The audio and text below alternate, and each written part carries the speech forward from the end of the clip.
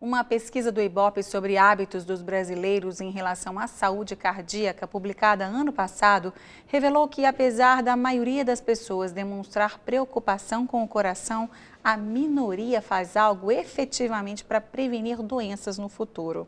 E sobre isso que a gente vai falar agora. O cardiologista Felipe Lopes Prado e a nutricionista Elizabeth Chiari estão aqui para falar sobre esse assunto, o que é bom e o que é ruim quando o assunto é saúde do coração. Realmente, como a pesquisa mostrou, muito se fala, a televisão tem falado muito, a mídia de uma forma geral tem informado, trazido muitas informações, mas mesmo assim a população parece que tem conhecimento, mas não toma atitude. É isso que vocês estão vendo aí nos consultórios também?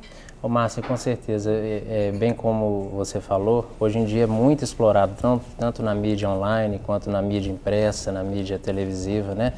Dos maus hábitos, não só alimentares, mas os hábitos de vida mesmo, o sedentarismo levando à obesidade, a obesidade levando ao diabetes, à hipertensão, né? O consumo excessivo de sal e o tabagismo, né? Que desde muito tempo a gente luta contra o tabagismo, mas infelizmente as pessoas ainda não se conscientizaram ainda desse grande problema que a gente tem, que é epidêmico, né, no mundo inteiro. É verdade. A gente sabe também que, infelizmente, o Brasil tem importado maus hábitos, né, principalmente dos Estados Unidos.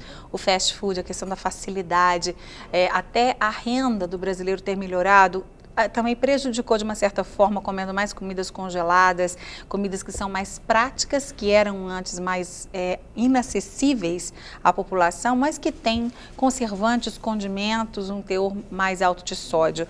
Vocês acham que realmente isso também, além de tudo que o Dr. Felipe já colocou, isso também tem contribuído para esse aumento desses problemas cardíacos? Com certeza, a globalização, né? Tem trazido maus hábitos para nós brasileiros. O fato também da mulher estar saindo mais para trabalhar fora de casa contribui para o consumo maior de produtos industrializados, e esses produtos nem sempre são bons por causa, né, justamente da quantidade de conservantes e corantes que usa para poder conservar o alimento. Então, quanto mais natural o alimento for, melhor para a nossa saúde. Com certeza. Ô, Márcia, hoje em dia a gente tem que observar também que esse dia a dia de todos nós muito corridos, né? Um dia a dia muito corrido, que você não tem tempo nem de almoçar direito, leva meio que na força o próprio paciente a comer esses alimentos rápidos, né? Salgados, fast foods, igual você falou, e todos esses alimentos são ricos em gorduras saturadas, né? Que ao longo da vida vão entupindo, né? Na palavra informal da coisa, a palavra formal é aterosclerose, né? Que é o entupimento crônico das artérias. Levando, no caso, a doenças cardiovasculares, né? Não só o infarto, mas acidente vascular cerebral e tudo mais. E a obesidade, né? Vamos falar um pouquinho daqui a pouco mais também sobre o assunto, vamos saber mais também como prevenir, vamos saber sobre os alimentos benéficos e maléficos. Sim. Mas antes a gente vai conhecer agora 3 pessoas que, por causa dos maus hábitos, colocaram em risco a própria saúde. Vamos ver. Comida gordurosa, fumo e falta de atividade física são os principais fatores de risco para as doenças cardíacas. E disso seu Antônio entende bem. Toda vida eu gostei de uma gordurinha, um torresminho, né? A alimentação era um cafezinho, uma Coca-Cola, era isso, e cigarro. Mas a vida nada saudável resultou em um infarto e ele teve de ser levado às pressas ao hospital. Me medicaram lá e tal, fiquei em observação. Então de lá mesmo eu já fui procurar o cardiologista, né? Contei para a história, onde ele já mandou fazer o exame imediato. Onde eu fui fazer o cateterismo, né? E constatou que eu tenho uma artéria toda entupida e outra 45. Além da angina, causada pelo entupimento das artérias, seu Antônio também descobriu outro problema. E o médico alertou sobre os riscos da vida que ele levava. Depois que eu fiz o cateterismo, através de outros exames, constatou que eu tenho um aneurisma na aorta. Um estudo feito pelo Ibope revelou que cerca de 85% dos brasileiros afirmam que se preocupam com a saúde cardíaca. Porém, a maioria deles se descuida quando o assunto é a alimentação. Este é o caso de Daniele, que quando assustou tinha engordado 18 quilos. Eu viajava muito a trabalho. E aí em hotel, e a gente comia muito em restaurante. E era muito fácil exagerar na quantidade. Durante essas viagens, eu tinha um uniforme que a empresa fornecia e a numeração feminina maior era o manequim 42. E aí o 42 deixou de servir. Em uma ida ao médico, descobriu que o sobrepeso foi o principal fator para o aumento da pressão e do colesterol. Foi num check-up anual e o meu médico sempre solicita hemograma completo. Quando saiu o resultado, eu vi que eu já estava na taxa limítrofe de colesterol. Mesmo com casos de doença na família, Daniele se achava muito nova para ter algum problema. Minha família toda tem uma predisposição genética muito grande. Eu sempre lembrava muito a questão da idade. Eu sou muito jovem, isso só acontece com gente velha. Sebastião também não se preocupava com a saúde e achava que levava uma vida saudável. Eu era atleta, praticava ginástica de solo, corridas, e eu comecei a fumar uns 30 e poucos anos que eu comecei a fumar. O tabaco, porém, se mostrou um grande inimigo. Eu fui passear na Serra da Piedade com a minha mulher, a Yara, e lá eu andei 150 metros e deu uma arritmia tão forte que eu cheguei quase a cair. Foi quando decidiu que iria parar de fumar. Então eu senti que, através dos exames que foram feitos, que o meu coração estava sendo afetado pelo fumo.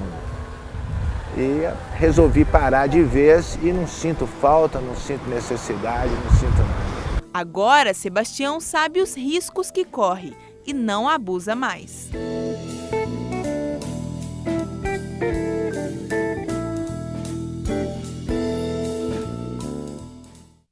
É isso aí, Sebastião, muito bem.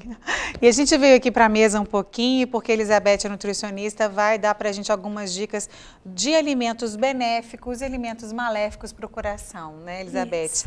E a gente vai aprender aqui um pouquinho. E também o doutor Felipe que está do lado de lá. Nós vamos bater numa bola aqui juntos, viu, Felipe? Você pode ficar sentadinho aí, prazer, descansando, e a gente vai aprender juntos aqui. É sempre tão bom aprender, principalmente como a gente falou no princípio da entrevista, você que está em casa não é só aprender, mas colocar em prática o conhecimento que você adquire através de tantas informações aí pela mídia.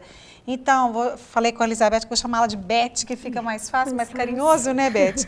Então, aqui, você disse que você parou do lado direito, do meu lado, logo do meu lado, gente. Ela pôs os alimentos ruins para o coração. Pois é, aqui a gente tem uma pequena amostra dos alimentos, né?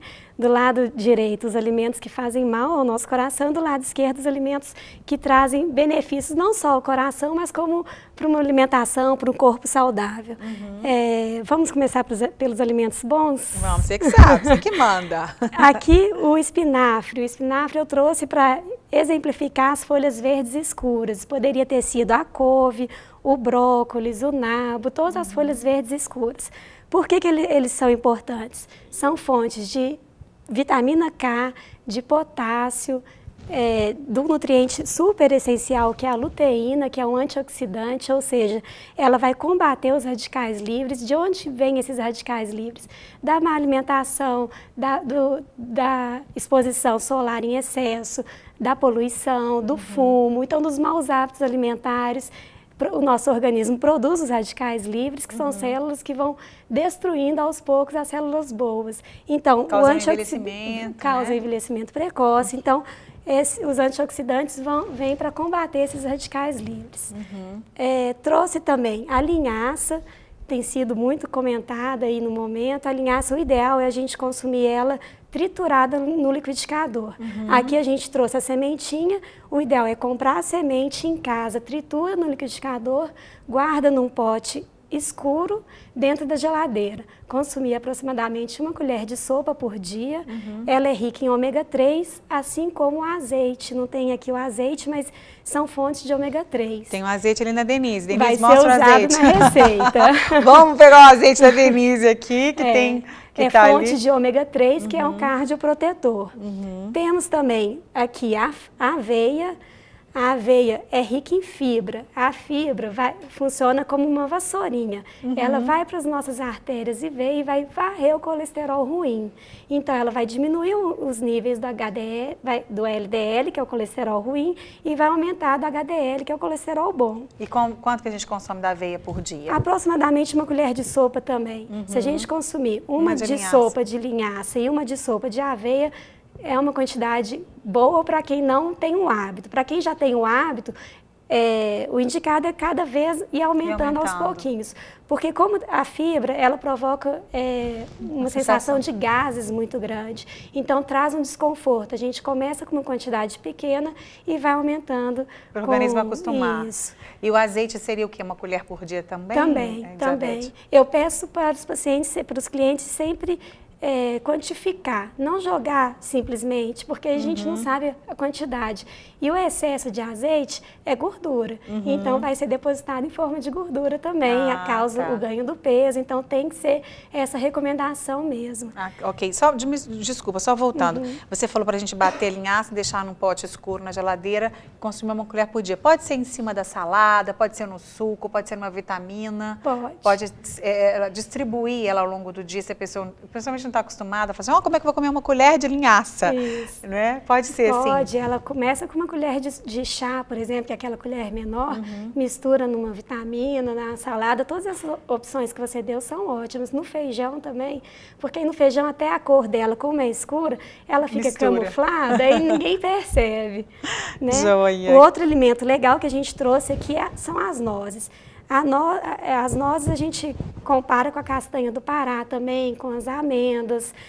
O ideal são consumir 2 unidades por dia. É fonte também do ômega 3, que a gente citou, do ômega 6, que são cardioprotetores. Só fazer um parênteses para fazer uma pergunta aqui para o Dr. Felipe. Dr. Felipe, esses alimentos, eles são ricos, né? Tudo que a Beth está falando aqui, mas o que eles fazem mesmo acontecer no nosso coração? Bom, a Beth está de parabéns aí nas explicações, está tudo certinho mesmo. Na verdade é o seguinte, a linhaça e a aveia, né, os dois que ela citou, não só aumentam, diminuem a reabsorção de gordura ao longo do intestino todo, no caso colesterol, né, e triglicérides, mas também ajudam no peristaltismo, aumentando o número de vezes que você vai ao banheiro por dia. Isso faz emagrecer, faz aumentar a excreção de gordura, né? Agora, o azeite extra virgem, no caso, o azeite extra virgem é rico em ômega 3. A gente tem, na verdade, o paciente ele chega no consultório médico, às vezes fala, nossa doutor, meu colesterol está muito alto. Mas ele sempre vai naquele colesterol total, né? Para nós cardiologistas, a gente olha o colesterol ruim, que é o LDL, para pacientes não diabéticos, ele tem que estar abaixo de 100, e o HDL, que é o colesterol bom, ele tem que estar acima de 40, 50.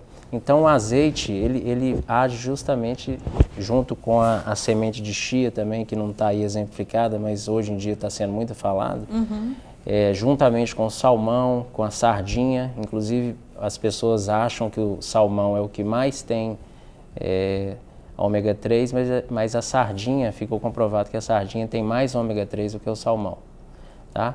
Então, esses alimentos, eles retiram o colesterol ruim da artéria, da corrente sanguínea, né, que promove a placa de gordura, fazendo com que a artéria ao longo da vida vá fechando. Se fechar no cérebro, causa o AVC, né, o derrame. Se fechar no coração, causa infarto. E o HDL e o LDL, que são os outros alimentos que ela vai falar, que é o colesterol ruim, causam o efeito contrário, a deposição da gordura na artéria.